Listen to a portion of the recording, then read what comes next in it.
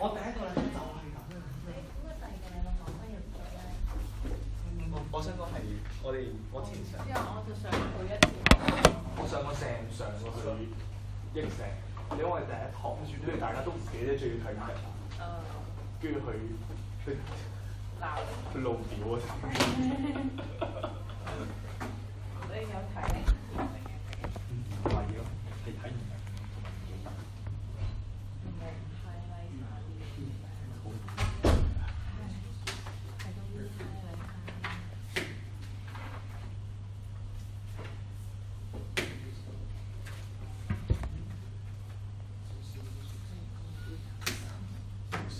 其實佢好好人嘅。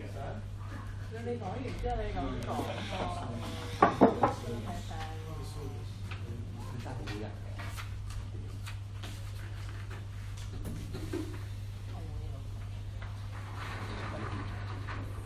你想兩個 history 嘅？仲有啊，打照上落接下。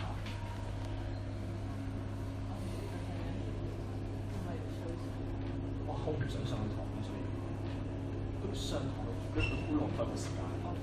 即係佢又唔係教書，就講埋啲課程。我完全唔知點解上堂做。啊！劉志鵬上堂我從來唔聽書。唔係啊，咁佢做咗啲乜？即係你唔好教書，你咪俾我走。係又啊，俾我哋走喎。啊，其實你係，其實佢之前咧都好少上堂，係咪係好成日請我哋飲茶，但係今年重點係咩咧？我唔想嚟飲茶，我想嚟上堂，因為唔係上堂俾我走。即上堂冇辦法啫，但係你唔上堂你就唔好俾我上堂啦。咁你上堂？你知唔知佢上堂講成粒幾鐘？唔知講乜？唔知講乜嘅。即 sorry， 即唔知即講翻以前啲無聊嘅嘢咯。即可能講以前，哎呀，其實我同埋佢同林鄭割席，我就記得。係咩？佢喺度鬧政府咯。正喎！我想聽下喎。有咩用啫？前幾日為黃氏咁樣黑晒口面，多餘啦。咩啊？喺黃氏嗰度，即係前嗰幾日咪9月。9月。哦，佢講黑晒口面。啲人屌佢。咩啊？啲人話佢揸咪嗰陣係官方，唔揸咪嗰陣咧就大聲咁。我唔記得。咁梗係啦。下次錄低佢。係咩？喂，我仲記得佢講咩？佢就話咧應有此劫添㗎。佢上堂就係咁樣講啦。而家咧就應有此劫。呢啲嘢就好，個心落埋聽住先都唔知。啊！但係佢本身，即係我都唔問佢做 professor 喎，佢個地位好，係啊，即係佢轉埋 office 添啊！而家轉咗去做 vice president 嗰啲我知，但係佢之前係即係佢好 politics 即點講好咧？即係譬如學校我哋咪起咗幾棟樓嘅，都係佢爭取翻嚟，佢去叫下發叔。然之後投票，所以佢去元朗嗰陣時，我會睇做佢同啲鄉紳，佢黑晒面嘅喎，你知唔知？你估我哋今年個商定同你哋完全唔同，我哋係鄉字嘅啫。係啊。我哋去沙頭角入村定鄉字，即係83人嗰個地頭。我呆咗。沙頭角。我知，咁大陸咧。哦。沙頭角嗰啲係編出來。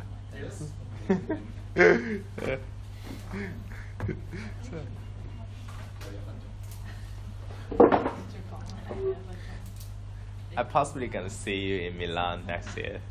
Next year? Yeah. Why do you think I will be in Milan? Okay.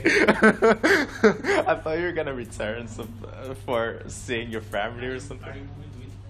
Sorry? Are you going to Italy for some reason? Yeah, just like stay there for good. Oh, really? Yeah. Oh, really? Yeah, my mom have an apartment there. Yeah, I remember. Yeah. So you're moving during the summer? Like the next winter, the coming winter. Oh, okay. Yeah. No, the coming spring, like. The coming spring. Yeah. After finishing the second term here. Yeah. Like in May. Yeah. Oh, okay. After. You started studying Italian? Some of them. Ciao, sono bello. Piacere di conoscere something. Very good. Very good pronunciation. Yeah, really.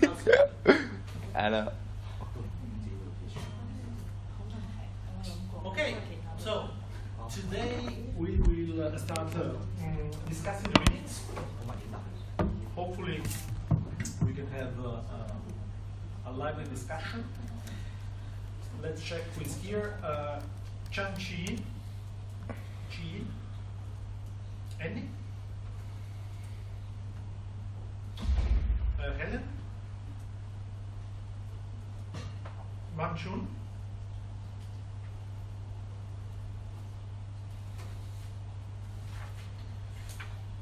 Pak-Ken? Courtney?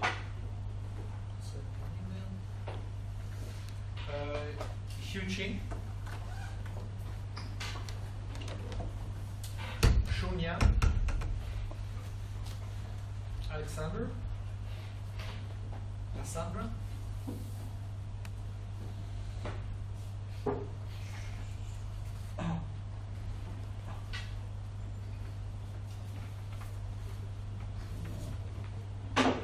You? Should I call you Yun or I forgot your name? Your name? Sorry. Alex. Sorry, Alice. Alex. Alex. Sorry.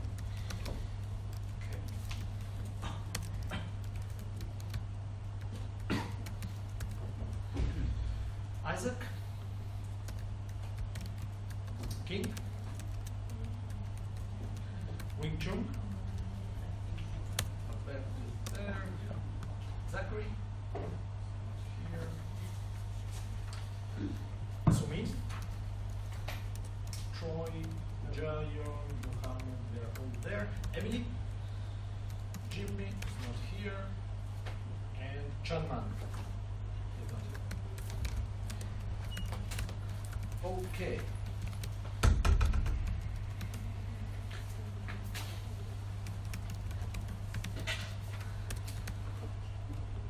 You are Shunyan, right?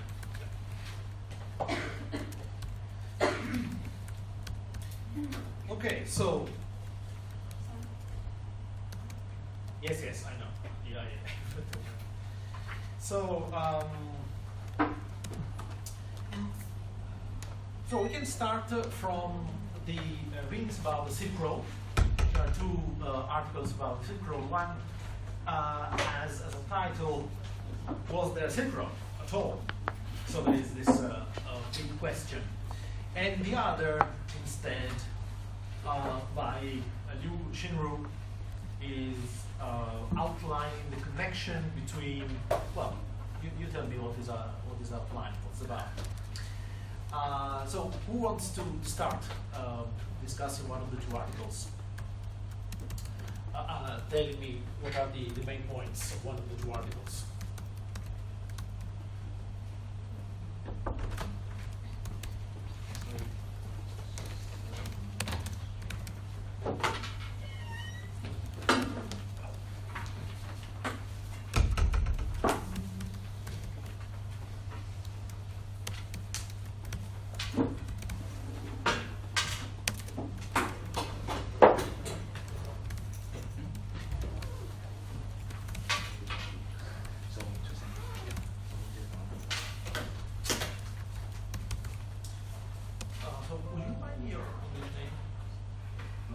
Full name or Your English name.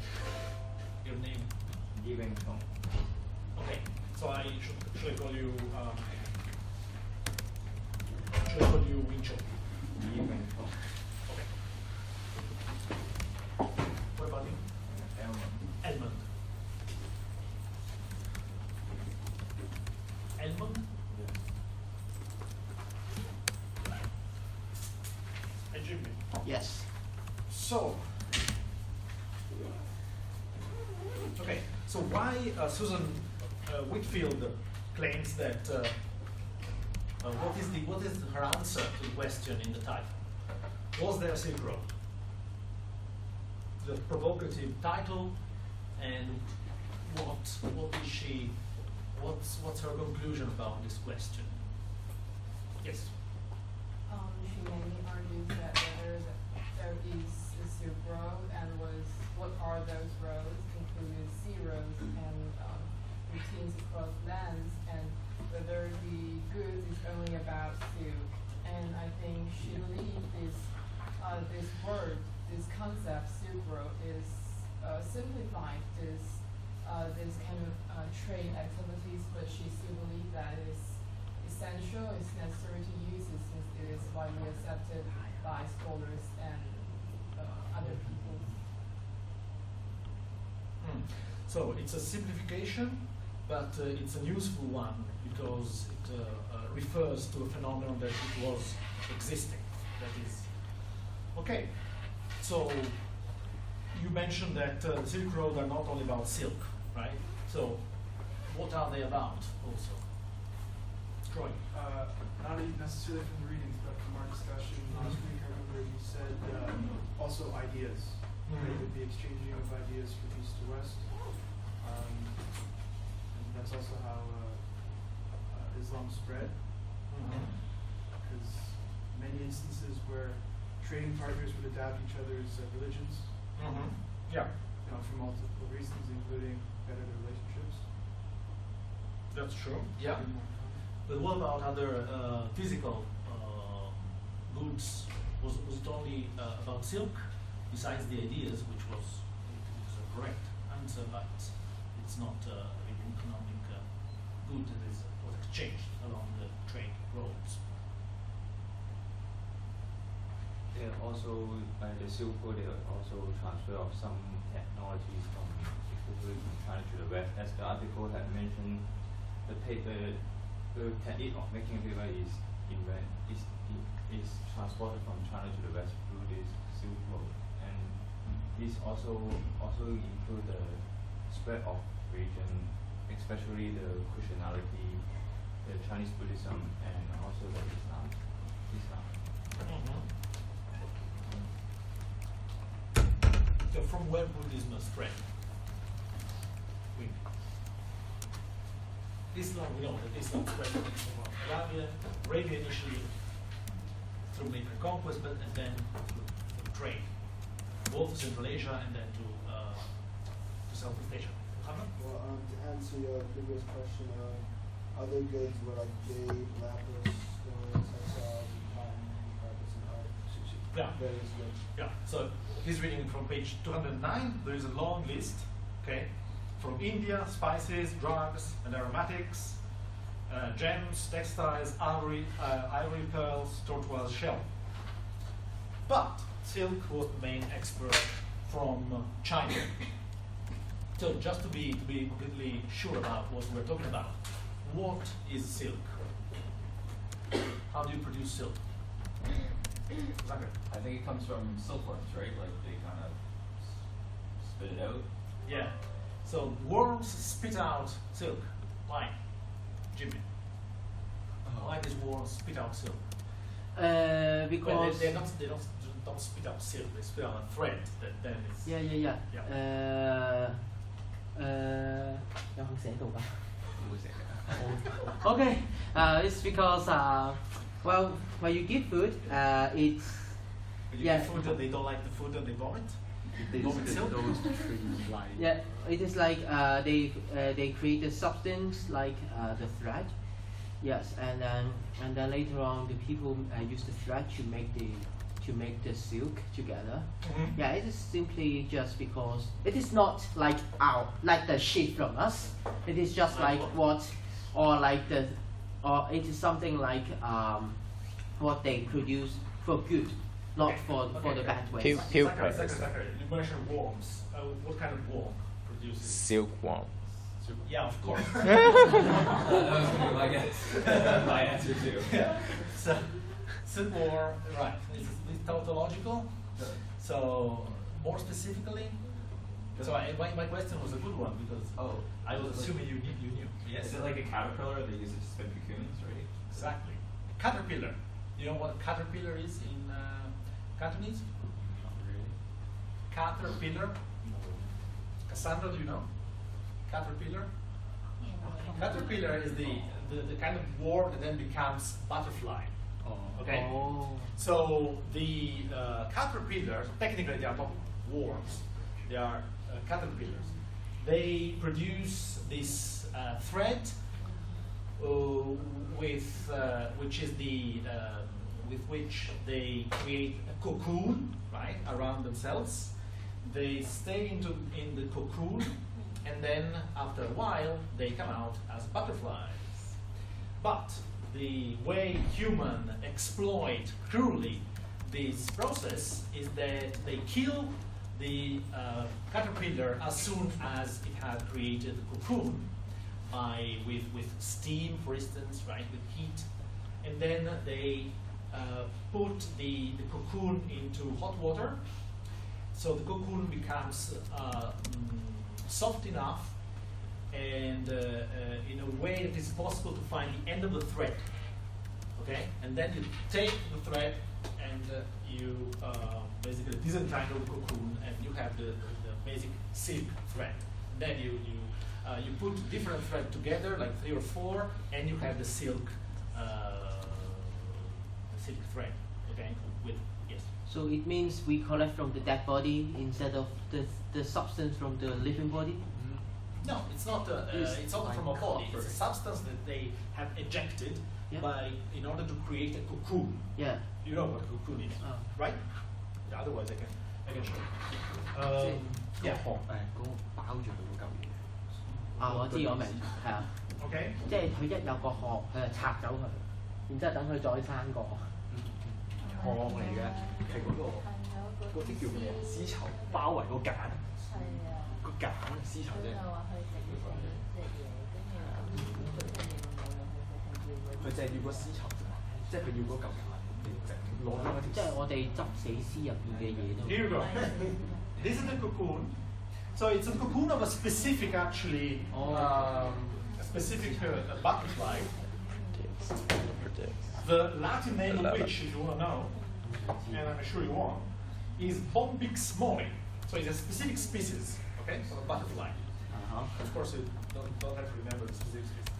So for hundreds of years, silk was also used not only in China, but also in the Mediterranean region. But therefore the Romans. But the Romans had no idea from where this thread was coming from. So you have famous Latin authors and writers like Virgil, who wrote,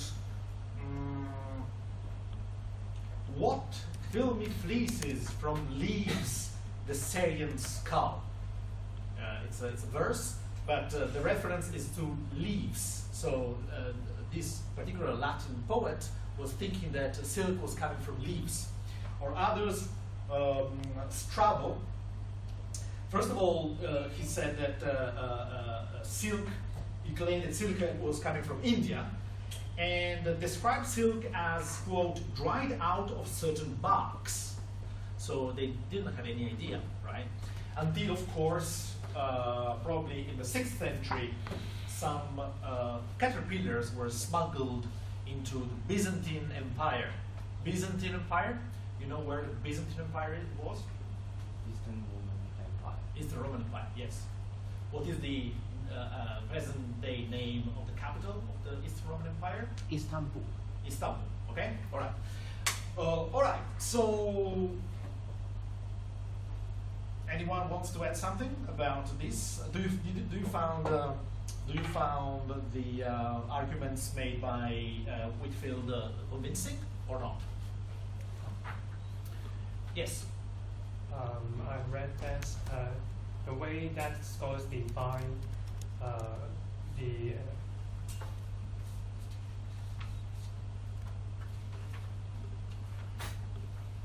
Silk Road has something to do with the political and economic status of countries. Because in the article said that in page 304, in 19th century, during the Great Game in which Britain Empire and Russian Empire compete for some Central Asian regions, there are some Eurocentric ideas arguing about the Silk Road, while nowadays, when China gained more economic and political power, most of the scholars follow the Chinese agenda to write about Silk Road. So that's what I found from the article. Okay, so since my question was whether you found the arguments convincing, this is an argument that you find convincing or not convincing? And what It's is quite the convincing because convincing? And what is the Chinese agenda that she's referring to? Because in Chinese agenda, we always omit a part, some parts from the history. For example, the African regions. In Chinese scholars' writings, they often omit that part, while in the Eurocentric parts, they often want to emphasize the Rome, the power, the status of Rome, and the role played by Rome in the Silk Road. So that's what I think is quite convincing. So basically, you are saying that the Chinese agenda is the same thing as saying Sinocentrism, study of history Right. with a Chinese centric view. Okay, do you agree? Any comment on this?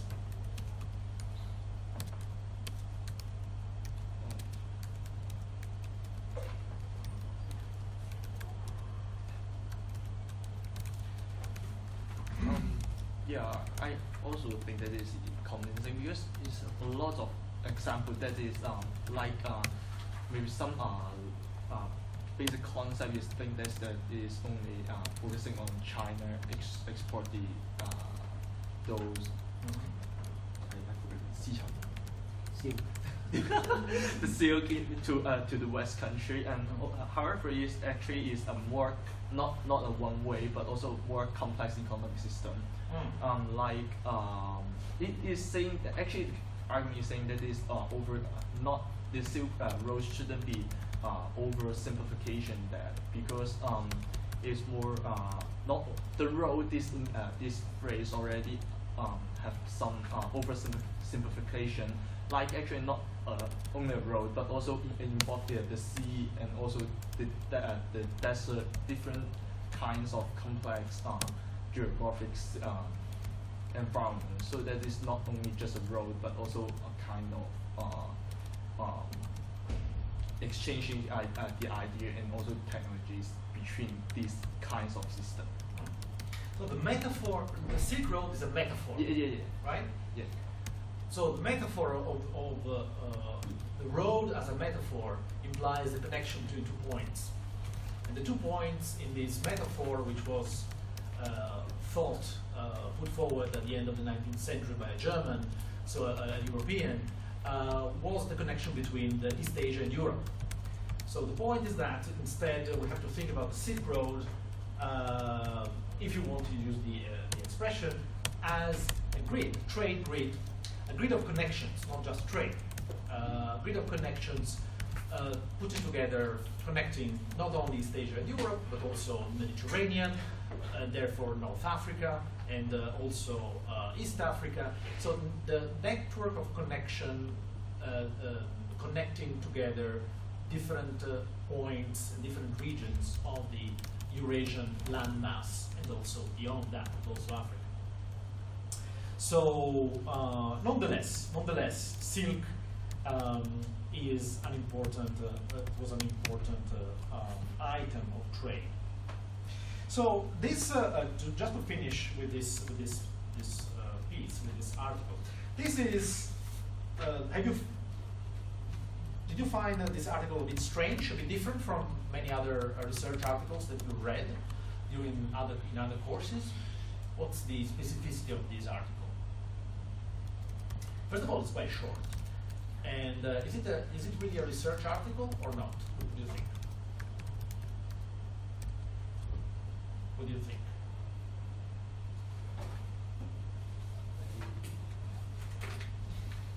Think yes. Yes? Sumin, do you agree? Is it a research article? This article by Whitfield, even if you haven't read it, as I said, you are not required to read everything. But this is a short article. There is a question in the title. Have you read it by any chance? No. So, who wants to tell me whether it's a research article or not? Why do you think it's a research article? Because it's simply like have argument, like Well, it's said. it's hopefully articles have argument other than Yes, like blabbering. and also there's like have many references to mention to support this. What? Okay, what- so that's an interesting point. So a research article, according to your definition, is an article with sources referenced and with a structured argument. Cassandra you already said that it's not a research article according to you, right? I'm not 100% sure whether. So why it you is, have this but impression? I think even if it is, it's not that research article than others because it is only like taking viewpoints from others and like discuss that, and she didn't present actual evidence about Silk Road. She just like briefly talk about what kind of foods there, and she mainly just arguing about others' viewpoint about Silk Road. I don't think it's a research article. Troy? I would say it is a research article because there's a research question, which is the Silk Road a meaningful term? And she answers that at the end. Okay, but in history, in historical research, in order to do historical research, we have to have evidence, right? And so evidence is based, called primary sources.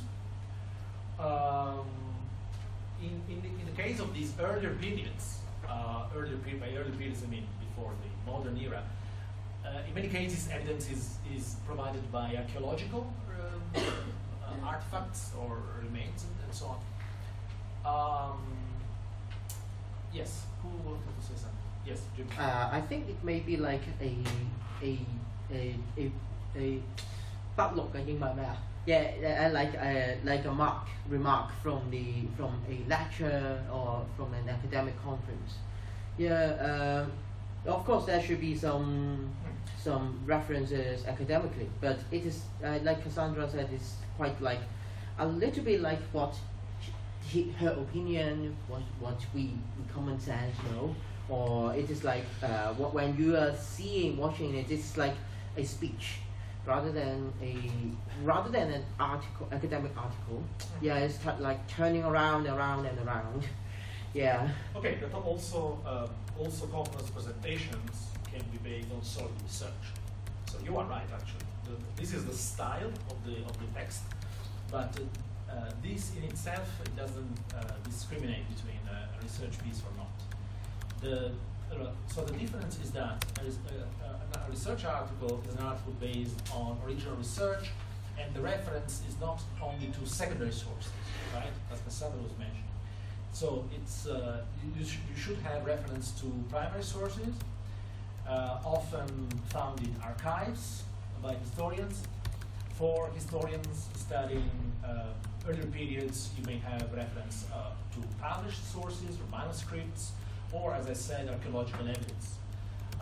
But if you don't have that, it's not really a research article, which doesn't mean that cannot say very interesting things, and especially new things. So our knowledge, also in history, can progress or improve also without the unearthing of new primary sources, right? If you manage to summarize in a way that is clarifying the previous historiography and say something new, this means that this kind of article can be extremely valuable. Nonetheless, it's not a research article, okay? So just to make sure that you understand the difference between research articles and non-research articles. Is that clear, the difference? Troy? So you need like primary sources? Yeah, you need the evidence that you've done original research. That's the thing.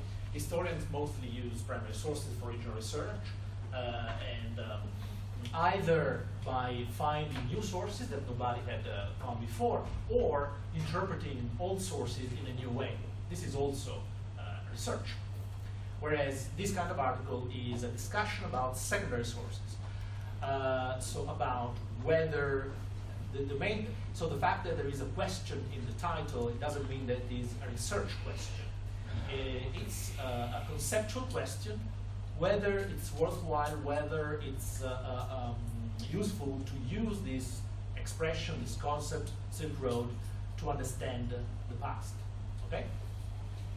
So at the end, actually the answer she gives is quite open-ended, because she says, what does she say at the end? At the end she says, yeah, we can use it, but we still have research to do.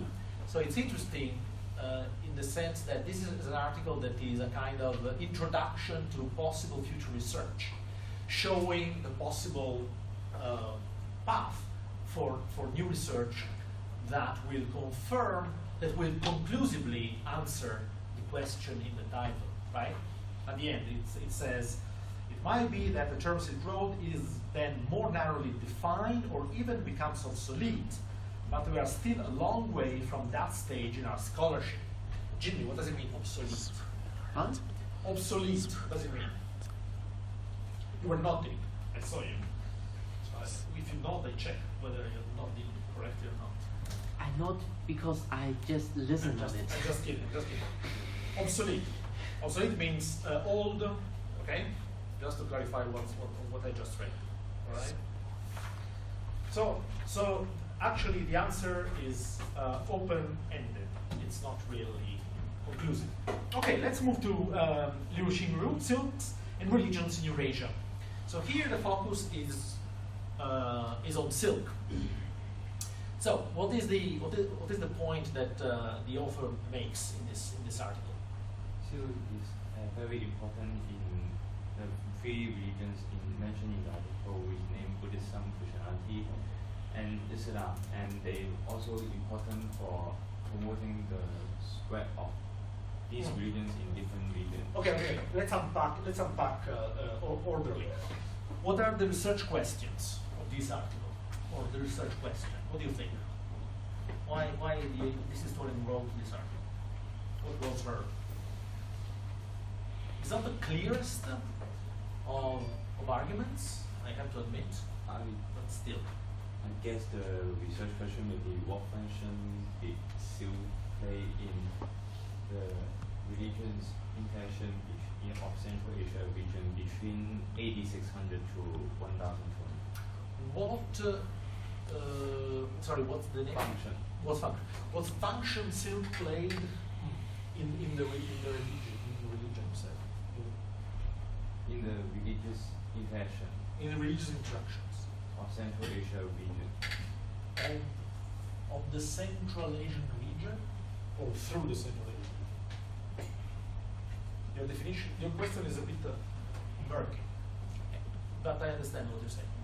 I think maybe whether the place Central Asia is the middle point for different civilizations to widespread the commercial interactions, and also the cultural diversity. And while for the religious widespread or the religious dispersion, I would say it may be based on the identity of the traders.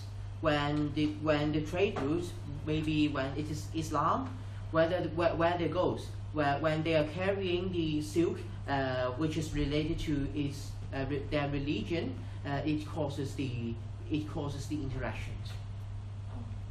Okay. Any other hypothesis about what was the research question or questions in this text?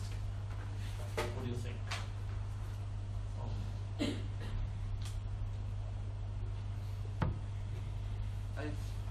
What? Yes. King you the writer want to tell the changing status of silk to the religions mentioned, Buddhism, Christianity, and Islam during late antiquity and post-classical era. the changing status. What do you mean? What do you mean by status? Like, how silk, the importance of silk towards different religions. The importance of silk. Okay. Yeah. So basically, as he was saying, right? The function that silk played in different religions, right? Yeah. I was just checking whether you were saying something different from what he said. So what is the most clear thing that she says, right? Shinru is a so what is the piece of information that you take away from this article? So let's take the issue from the other end.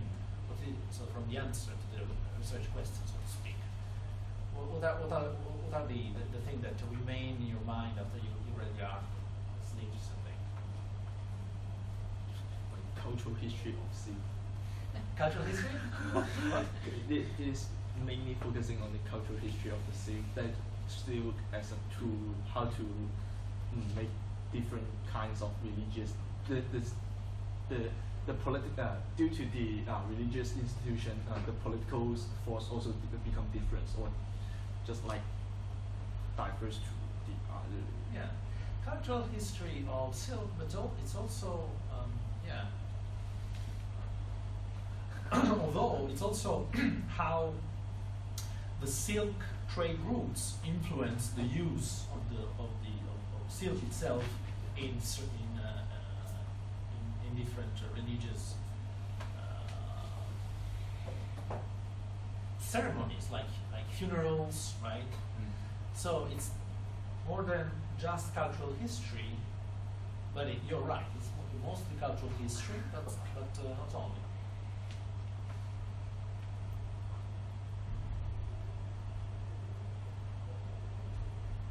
So we talk about the fact that the Silk Road are a network that connects not physical goods and ideas.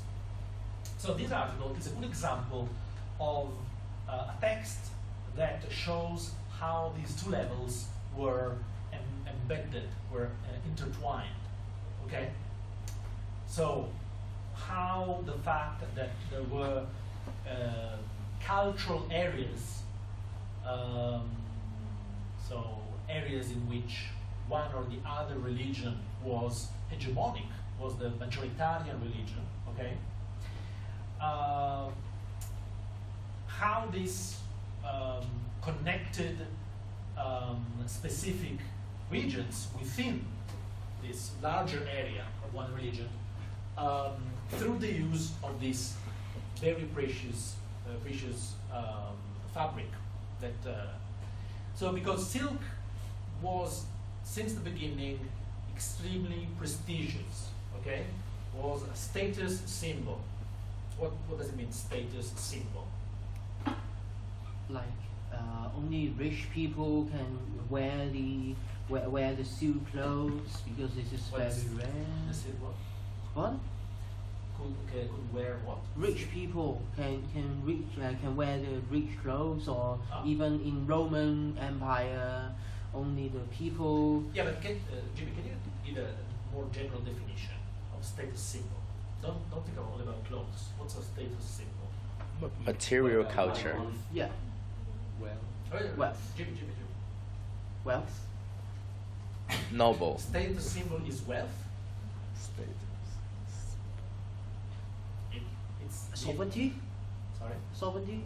Sovereignty. So what does it mean, sovereignty? You mean the status symbol, or like the wealth of the people Maybe among the streets? you're mixing up with state. Don't think about sovereignty. Sovereignty has nothing to do with status symbol. Yeah, or like the identity of the people, like which like in the Roman Empire, like for the people who are wearing purple, they are from the foreign states instead of Byzantine in empire, like yeah. Yeah, okay. The idea of status status is a sociological term, okay? So it's linked to what within a society? Status. Right. I guess one social class. Yeah, it's linked to hierarchy, okay? So it's not just a marker of identity, because as you said, the marker, I don't know, Chinese clothes can be a marker of identity of being Chinese, but it's not a status symbol. Instead, a status symbol is a symbol, something that you show off to indicate, to show your social status within a society. High social status, of course, because if you are from a low social strata, you don't want to show it off. Anyway, it's a sociological term that, there are clothes that were associated with lower classes, for instance, working classes in early 20th century Britain. They had a very specific, with a flat cap, for instance. But these were not status symbol. They were markers of class, right? So they were cultural markers, if you wish, but not status symbol. So silk instead, as you said, was linked to a high status in society. Of course, because it was extremely expensive and could be only imported for a long time in Europe, not in China where it was produced. And so that was it. So, okay. So, Liu writes about different circles of silk trade. What are these circles of silk trade? What's she referring to? China, the three circles in the convention are China, India circle, and the second is the Byzantine circle, and the third is the Islamic circle. So, do you want to tell me what are these circles? What do you mean by circles? Not you wing. You already. I already understood that you.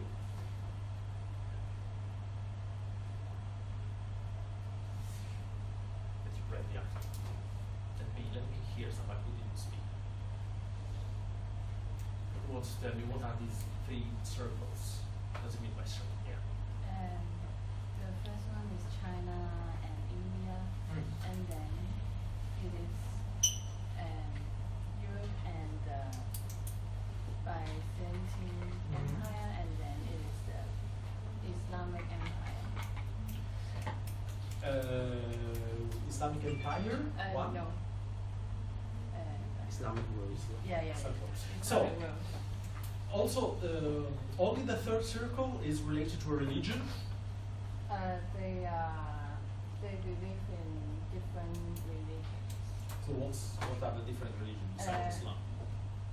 Islamic world, of course, believe in Islam. Yeah. And then in Europe, they believe in Christianity, and China and India, both of them believe in Buddhism. Yeah, exactly, because Buddhism, of course, came to China from India, and so there was this. So a very specific thing. So actually, even if this article talks about silk, actually the article also talks about another item of trade, also very much linked to religion, linked to proselytism, to the expansion of religion, and that it was Paper. carried. Wait a minute. What was carried together with silk? Yes. Paper. Paper. No. So that's Can you point to a passage in the text where she talks about paper? I remember. it's another reading. it's Oh, it's another reading. it's Okay. a golden one. Okay. So this is another fascinating aspect, right? Connecting religion, silk, and trade, but it's not about silk. Camel. What? Have you Camel. read the article? No.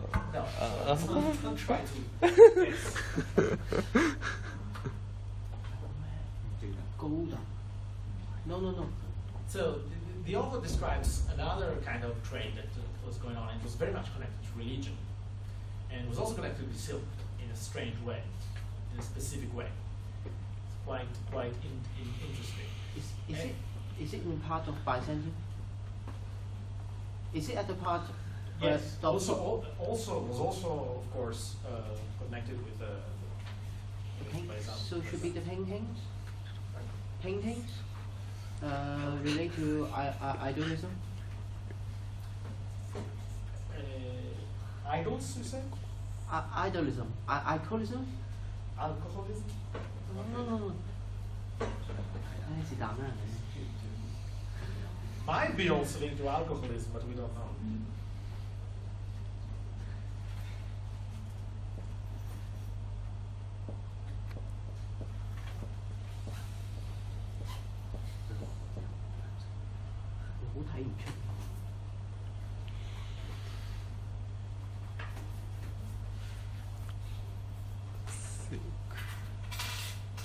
Gold law.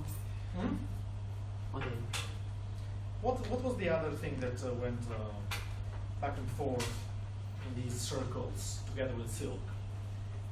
Clothes. Clothes?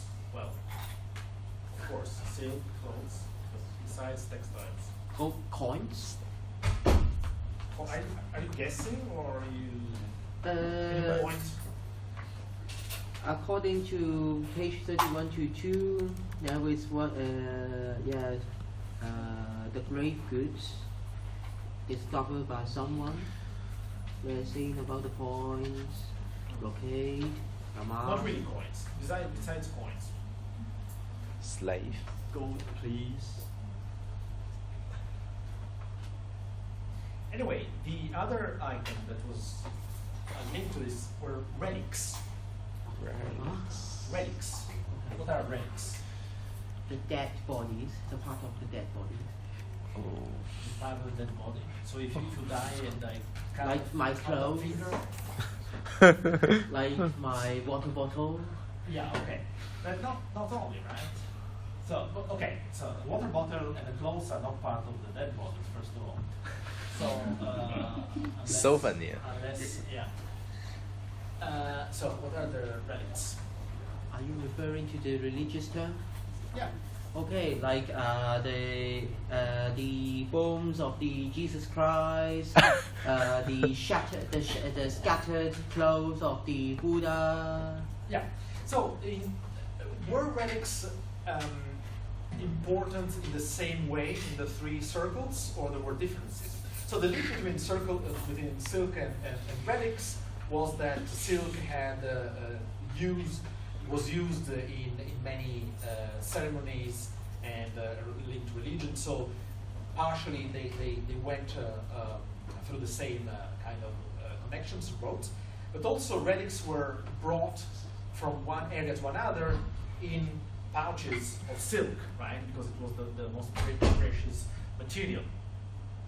But was silk were relics important in the same way in the three circles of trade, therefore in the three religions that we're talking about, or not? Was there a difference? Especially important in Byzantium. Especially important in Christianity, you mean? Yeah. But also Buddhism. exactly Buddhism, right? So, what was the exception then among the three? Islam. Why Islam? So Islam is clearly presented as an outlier in this comparison, because first of all, both in the case of Buddhism, in the case of Christianity, silk and also specific colors linked to silk are described as status symbol, and also linked to specific kind of orders, like Buddhist monks that used purple since the Tang Dynasty, so not before, but during the Tang Dynasty. Whereas in the case of Islam, and so there's also the reference to laws that regulated the use of silk and purple silk, especially both in Buddhist societies and in Christian societies, right? Sumptuary laws that limited the amount of things that could be showed off as status symbols. Whereas in the case of Islam, there were no such laws, first of all. And secondly, the adoration of relics was much less, was almost non-existent apparently. So these are two big differences. Why? Can you tell me something about what does the author suggests in relation to this?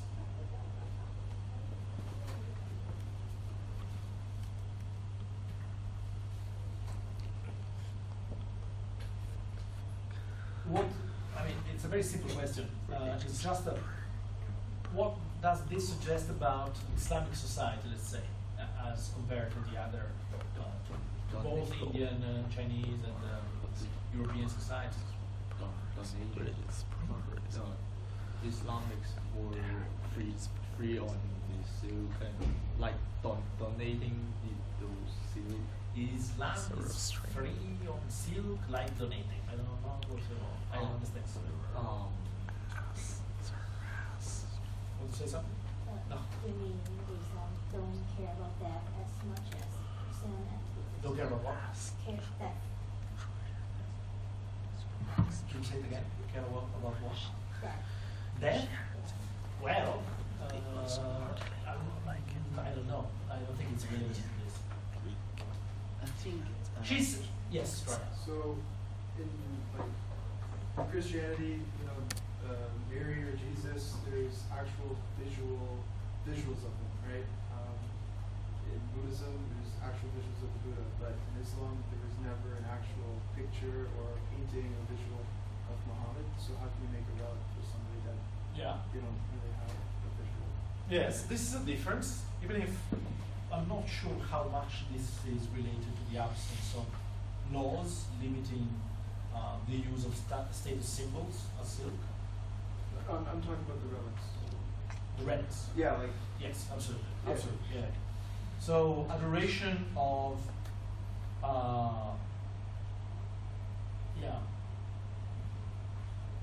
yes, idolatry, let's say.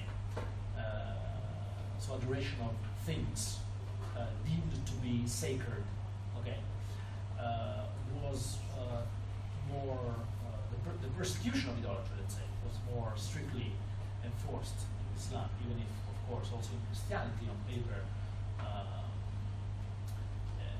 this was something that was not exactly the center of religion, but de facto was very much practiced.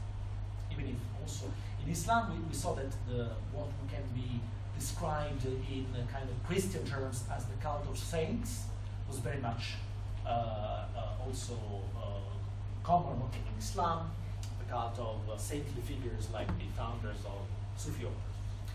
But what about the other aspect, the silk? I think the author just suggests that Islamic society was more egalitarian, right? Was society, was a religion that emerged later on, and so there was more upward mobility within Islamic societies. She mentions that, right? That former slaves could become rulers. That were two famous slave dynasties that were created in different areas of Islam and so on.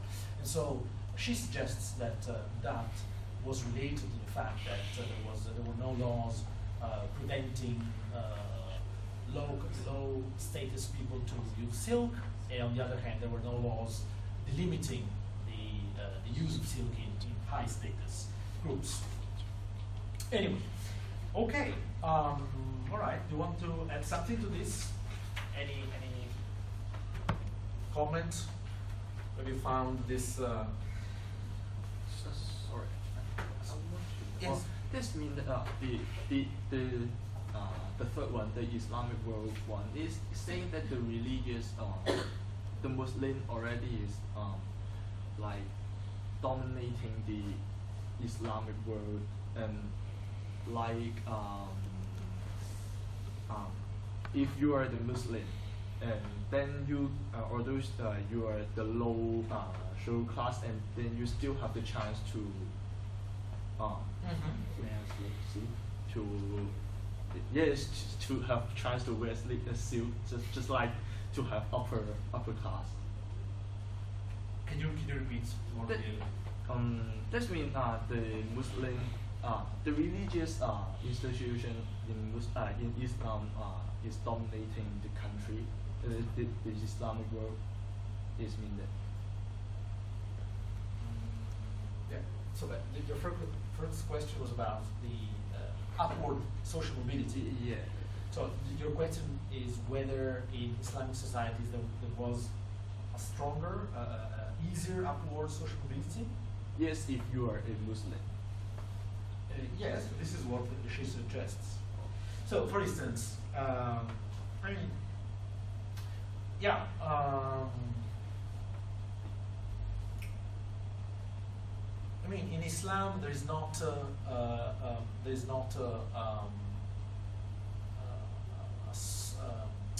kind of a specific, I mean, a separate clergy, for instance.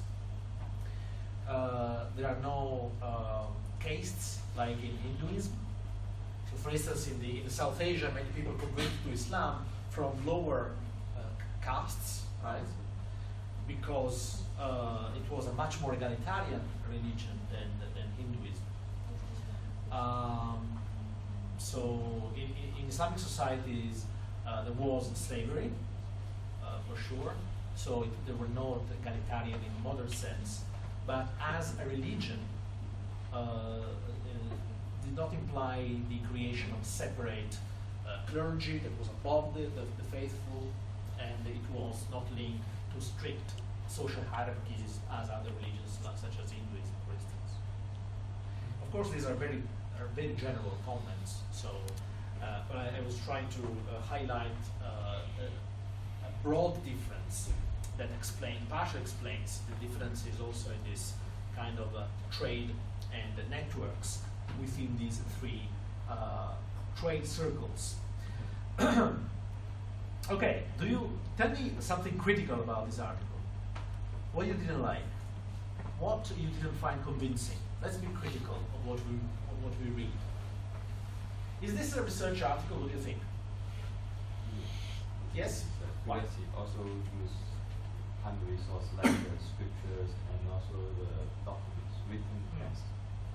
And so, as you mentioned earlier, that a research article indicates the wide use of the primary source, and this article also uses a lot of primary sources. So I think this is a research article. Yeah, it's more a broad survey on a very long time, like period, like 600 years, using also primary sources to make general points. So yeah, it's a kind of in between a kind of survey article and a research article. So what do you think? You were convinced by all the arguments she makes? Yes, Zachary. She makes like the small arguments about how without silk there wouldn't have been insufficient profits to be made from other Chinese exports for the long distance land routes. But like, didn't China also have a lot of spices and ceramics and like other like wouldn't the spice trade have been enough? The spices were mostly coming from Southeast Asia. Oh, like India, not as much China. Southeast Asia is Or Thailand. yeah, exactly. So India would be South Asia, but also from South Asia. Yes. So China was not really the origin of most of the spice trade, actually, right? The Indian Ocean was the center of the spice trade. This is where then the European organized crime, which was like Portuguese Empire, they were basically organized criminal organizations that took advantage of legitimate trade in spices, especially in the Indian Ocean, and then became empires. Yeah, but it's true that porcelain was an item of trade. So where is the, what was the page you're referring to? 209. It is arguable that without the expensive. 209, so you're reading the other article. Was there a Silk Road? Right? No. It has been 30 minutes that we are discussing silks. Sorry, I gotta kid it. It's okay. It's okay.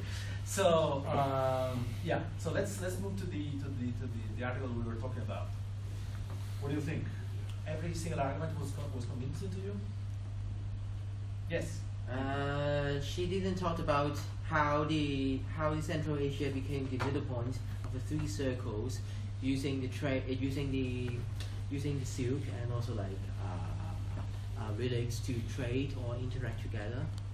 I just think it is, yeah, she can do it. She could do it in the first part, like Buddhism, but whereas Christianity and also Islam, yeah, I could only see three different routes dispersing together, and to see how the Silk Road became the maybe another era. How does it help? How did it help to open another era, the sea trade era?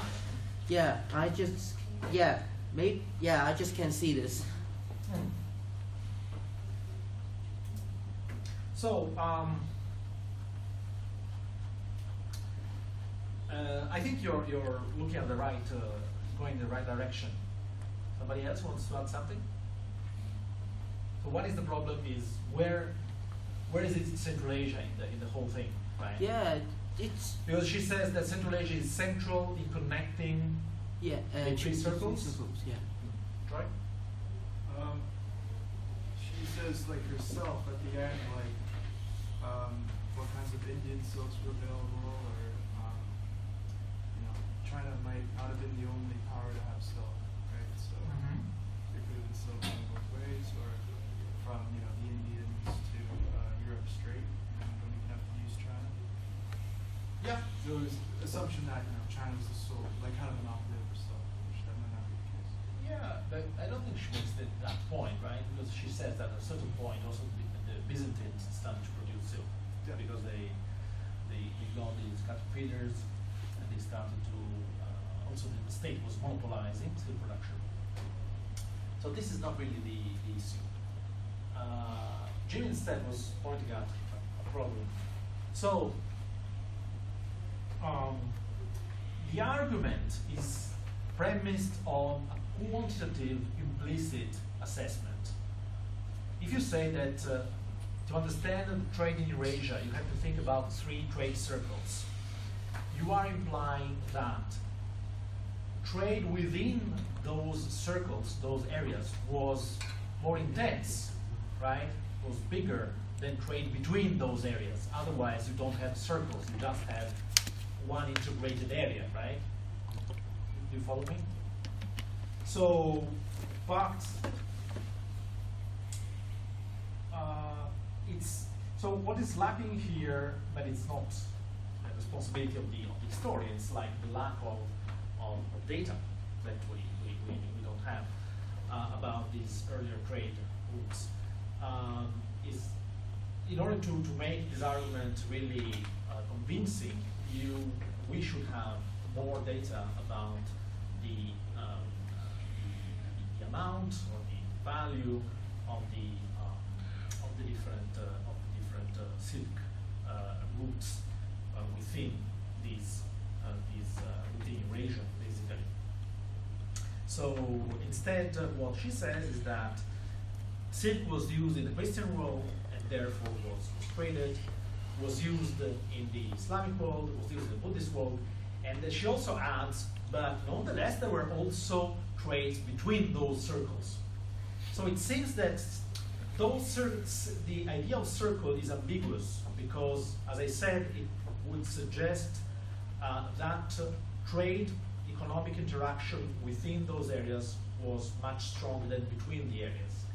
But then she says that there was also trade between the areas. But then she doesn't give us any evidence of what was the quantitative relative weight of these of the trade, right? So we can assume, of course, that trade between Christians was bigger than trade between Christians and Muslims, but it's just a guess, and she doesn't give any evidence of this, right? So actually, so basically, these circles of trade are apparently based on are apparently a concept of economic history, right? Because when we talk about trade, we talk about economic history. But actually, in reality, as one of you was suggesting, these circles of trade actually is more related to cultural history, to the fact that circles is just a concept to think about how silk was used within the Christian world or how silk was used within the Islamic world. Okay, but of course, this is, as I said, it's not it's not a shortcoming of her research, but it's a shortcoming of it's a shortage of data, right? Okay. All right. So, do you want to add something? Questions? You can also ask questions if you have it. Oh, another important point about silk is that. So silk was. What were the different things that silk did? Silk was a status symbol. Silk was linked to religious practices. Silk was linked, so the status symbol was linked to the second one because, of course, it was the most beautiful and prestigious material with which you would carry sacred relics and so on. And then silk was also linked to death rites, right, funerals, and then it had another very important function. What was the other important function that you mentioned? Extremely important. Those gives you the idea about how important was silk in the whole thing.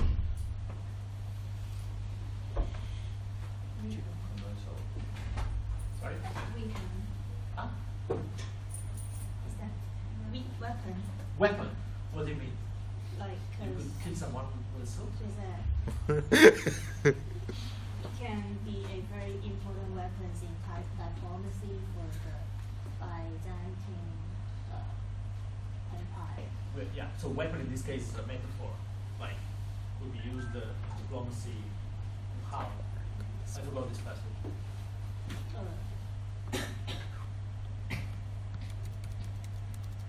She said it brought the monopoly on fancy silk from their own citizens and foreign commoners. Like perhaps they keep their own technology and don't. Yeah, it was an instrument of power because it was soft power, I guess. Yeah. Okay. Yes. This kind of relates to the status symbol, I would say, because reading here it's more of a diplomatic weapon by the Byzantine Empire. Yeah. I guess upper classes. Because there was a demand of silk Yeah, from the upper classes, and therefore it became an instrument of power. Right. Okay. Another function that was very important was there's a passage that is very important. Religious widespread. We already talked about religion. It's more linked to the economy. What do you mean? Commercial. What do you mean commercial? Because as mentioned in the article you mentioned, that silk is also used exactly for the Byzantine to maintain peace, would use the silk to trade with other countries. Yeah. Okay. Not linked to trade.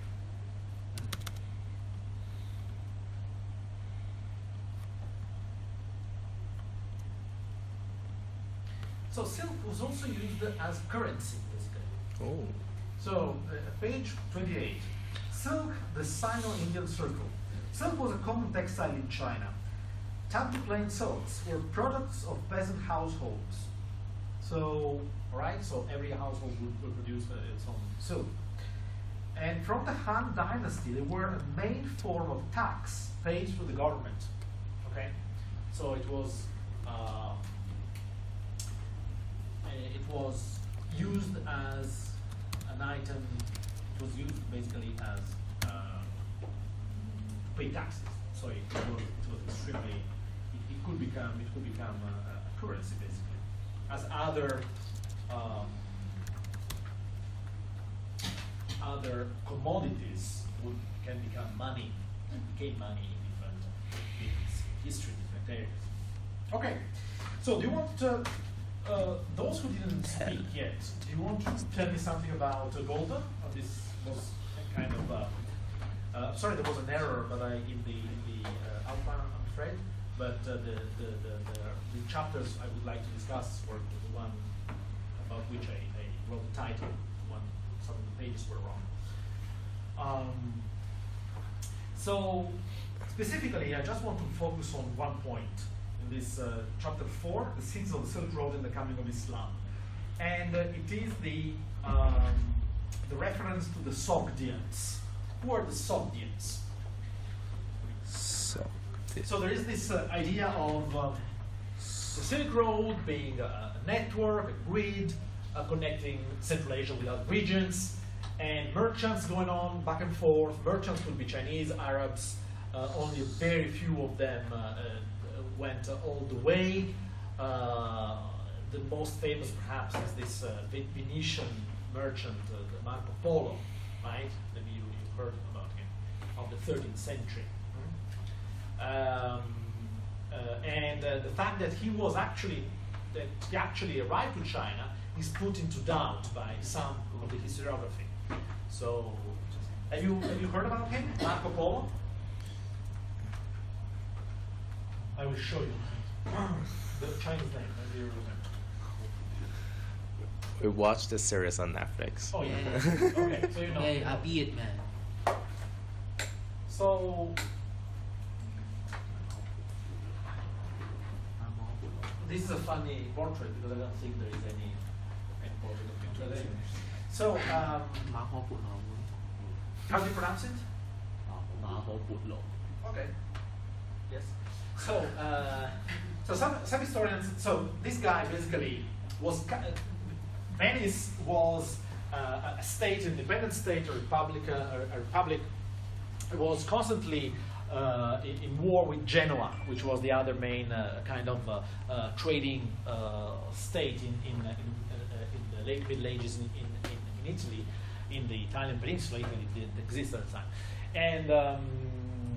and so at a certain point, Marco Polo was captured after a battle, put in prison, and he wrote his memoirs, right?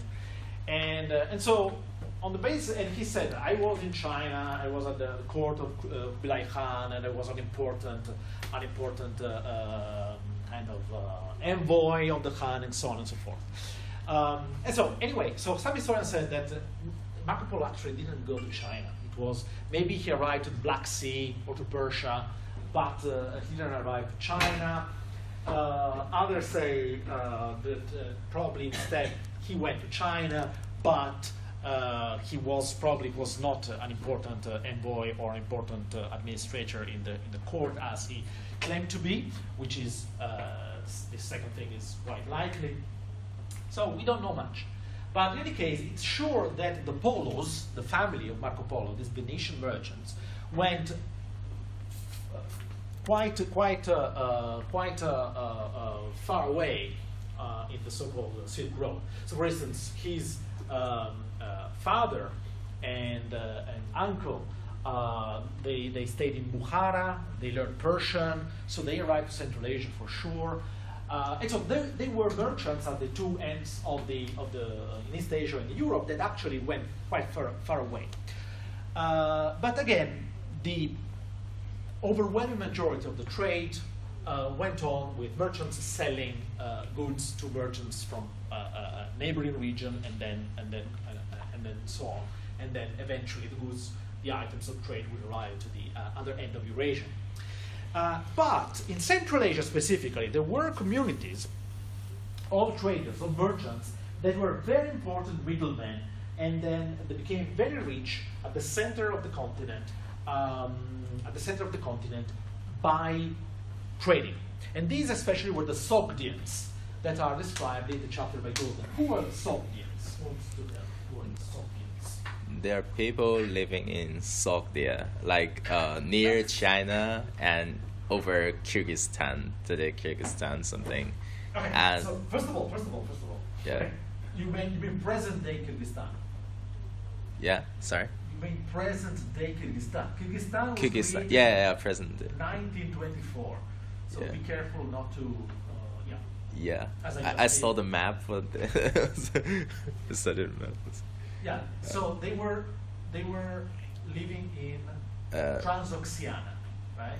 Yeah, yes. That was my point exactly. Okay, sorry.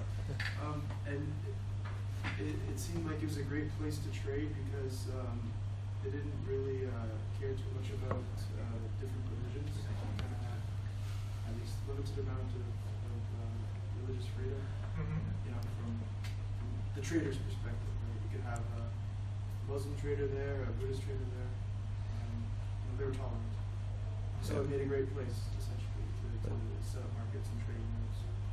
They used to be like highly commercialized, cosmopolitan, and there is a lot of religion and different languages there, like Greek, Tibetan, Hindi, and Chinese. But after the Arabic conquer, so like they're assimilated, and they're pretty assimilated, and the language become like assimilated by the Turkic, and the religion is pretty like not as before, like well into like 9th century it's become like the vast majority of the population is Islam. It's like become Muslim. So, Okay. yeah.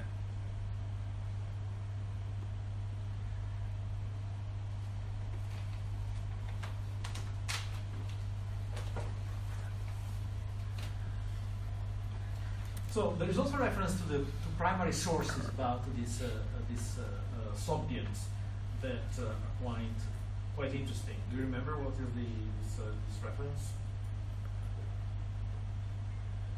So, primary source.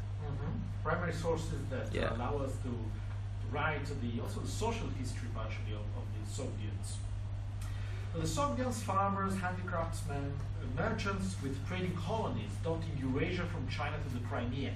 So the important thing is that from Central Asia, they projected their trading colonies very far away from Crimea, which is the peninsula of the Black Sea, to China. Okay, so this is just to say that Central Asian merchants were very much active and becoming rich in trade very far away from their regions. Anyway, the Sogdian ancient letters, page 50. From 4th century Common Era, merchants in Gansu to their home bases in Sogdia provide fragmentary but occasionally graphic descriptions of daily life, personal concerns, and contemporary events. One letter from a daughter to her mother tells of her difficulty in returning home since her husband's family apparently would not allow it. The woman complains of her wretchedness and poverty. Only a priest helps her and is willing to give her a camel and a man to accompany her. But she seems to need a letter from her mother. Another woman named Mibune writes to her husband Nadai Dat, who apparently abandoned her, that she would rather be married to a dog or a pig than to be his wife. So these are kind of sources that allow us to write the social history of these people. Okay, let's move to the last reading. This reading is a bit of a kind of anticipation of what we were talking about next week, because it's from an extremely famous writer of the late 15th century and very, very early 16th century, Alisher Navai, a comparison between Persian and Turkic. So this, so first of all, unfortunately, in this collection of sources, they should have written the source of this excerpt, which is the Muhakamat al-Lughatain, which means the judgment over the two languages, a comparison between the Eastern Turkic or Chagatai and the Persian even if in the text it's called Turkish, but Turkish is it's an older translation from the 1960s. But anyway, it should be Turkic. Can also be defined. It's in Turkic. This is the language. Chagatai. Pass it on.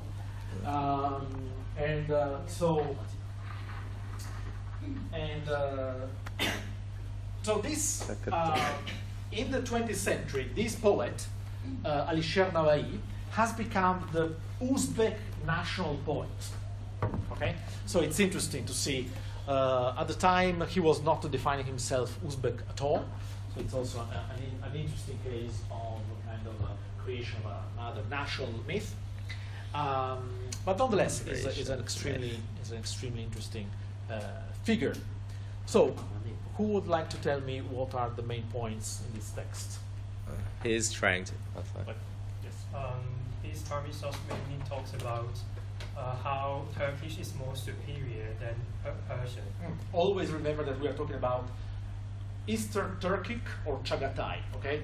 Not to but I understand it's from the text. Yes. For example, in the article it says that if a person who learns to speak Turkish, he can also be versed in Persian. But on the contrary, when a person only learns to speak Persian, he cannot master Turkish. Okay, so first of all, this guy Nava'i is talking about actually 4 languages. What are the 4 languages he's talking about, and what does he say about 4 languages? Persian, Turkic, Hindi, and Arabic. And Arabic. Yeah. So what does he say about the 4 languages, and why he's focusing more on Turkic and Persian? So I repeat, or I haven't said it.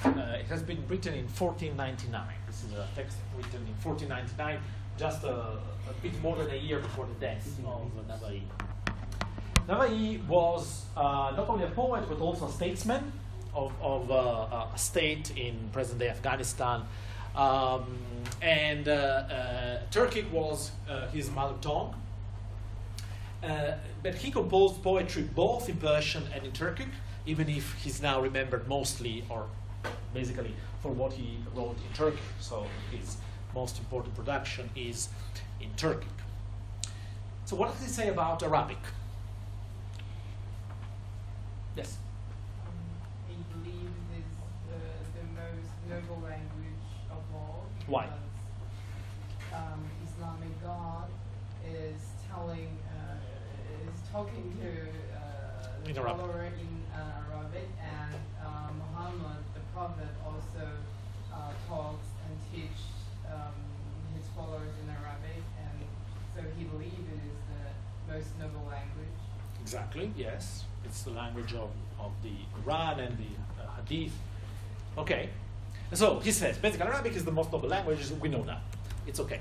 And then he talks about Hindi. What does he say about Hindi? It's pretty racist to say. Pretty racist, that's right. Yeah. That's right, that's right. What does he say?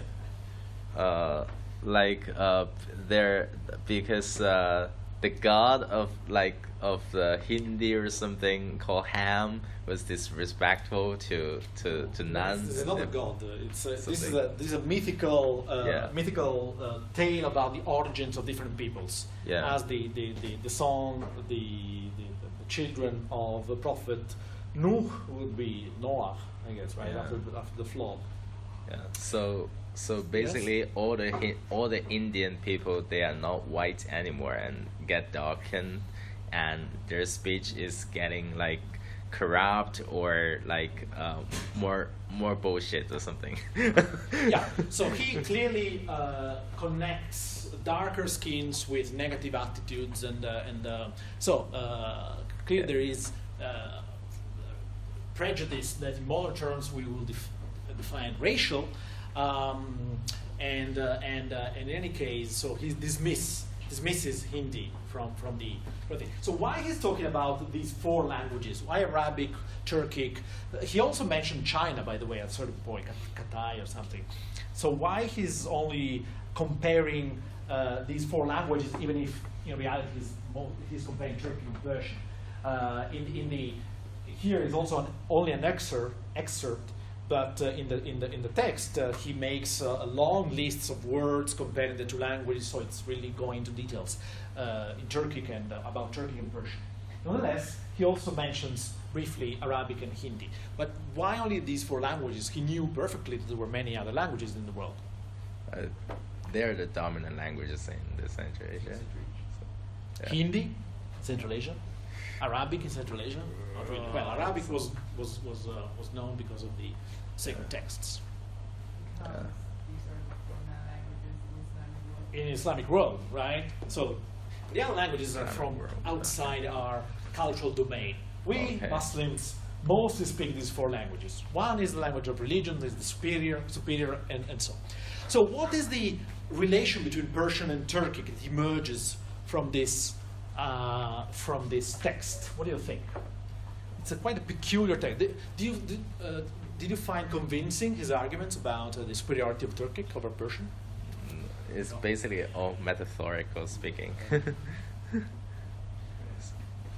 Not very supportive. Right. Why metaphorical speaking? Like, he's saying the language is, there is many metaphors he's making. And Well, he's making metaphors about himself, actually. Right? Yeah. He's saying that jewels were coming out Yeah. from his mouth. It was a kind of not a modest man, let's say.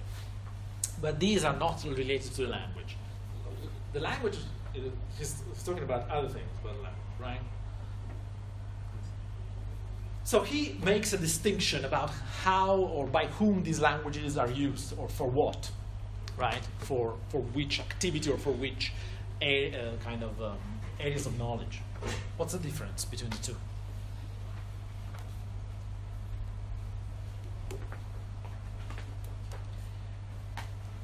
Basically, he's saying that Persian is the language of science, in modern terms, right?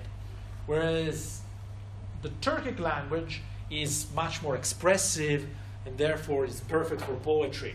The Persian language, without borrowing words from the Turkic language, would be absolutely lost because it's not expressive enough. Funnily enough, philologists who studied this text ascertain that half of the words that Navai uses in this text, which is in original is in Turkic, are coming from Persian and Arabic. So his Turkic language that he uses, because of course, right? Anyway, so the point that emerges here. he say the Turkic can understand Persian, but the Persian can understand. Yeah, right. Yeah. So what is the social status of the two languages? What that emerges in the society from which Navai was coming, that emerges from this text? I'm not sure this question is clear enough. So what is the in the society from which Navai was writing?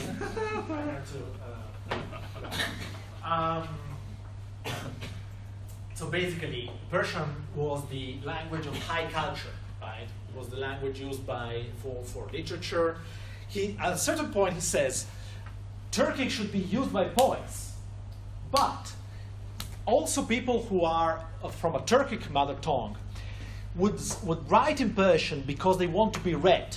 And Persian, because Persian was a koine, was a lingua franca in Islam, much more than Turkic. So it's a bit like the difference, the relation between, I don't know, English and Cantonese, or English and Italian, right? So if you want to be read, write in English, but still Cantonese is much more expressed. Okay. Anyway, we'll continue another time. Thank you.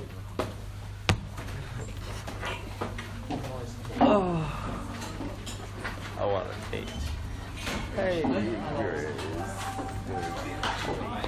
Oh, I want to.